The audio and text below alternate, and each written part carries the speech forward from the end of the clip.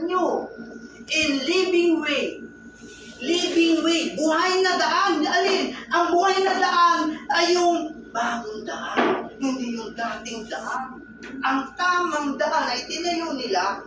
Hindi yun. Ang tamang daan, itong bagong daan.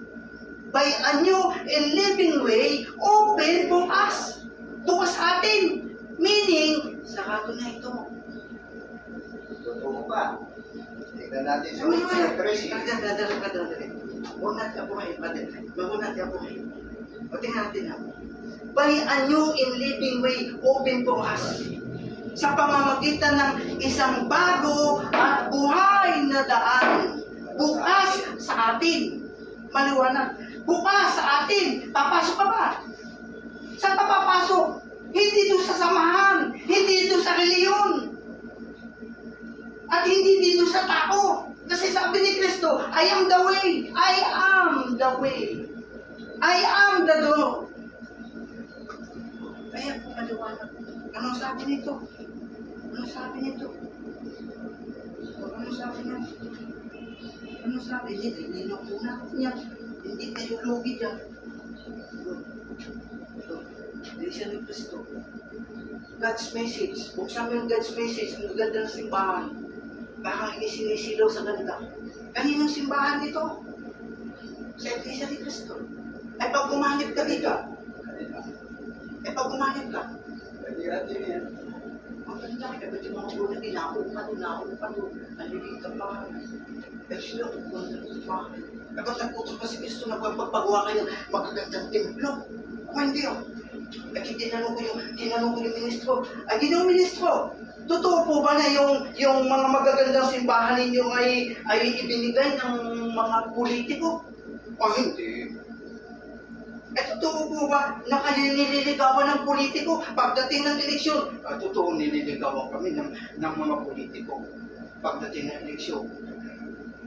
Eh kayo po ba nung manligaw? Nagbigay? Pag hindi ka nagbigay sa nililigawan mo, pag hindi ka nagbigay sa nililigawan mo, sasagutin ka ba? Ay, hindi. Sasabihin mo ako kung tanggapin niya, kung yan. Oo. Eh sabi, ministro, tanggap na po ba ang ating kandidato? Kandidasi. Tama. Hindi pa, huwag mo nang tanggap yung ministro. May lalapit. May lalapit pa ang iba. Ipunan namin po. At hindi naman sasabihin, nagbibigay at yung matanggap, bawal yun. Bawal. Sa mga politiko, sabihin mo nagbigay ako dyan, kalamuso ka. Kaya ang tanong ko lang, nung po bang ginong ministro ay kayo nangligaw doon sa asawa mo, nagbigay ka po ba? Ay nagbibigay lahat ng nanliligaw. Ay, nililigaw natin. Pabalik lang muna tayo. Anong sabi diyan? Anong sabi diyan? Anong sabi? What we believe in why? Ano ang aming pananampalataya at bakit? Ano ang kanilang pananampalataya? The Iglesia ni Cristo, the Iglesia ni Cristo believes that membership in the Church of Christ is the only means to man's salvation. Ang pagiging membro ng Iglesia, ang paraan, tanging paraan ng paligtasan.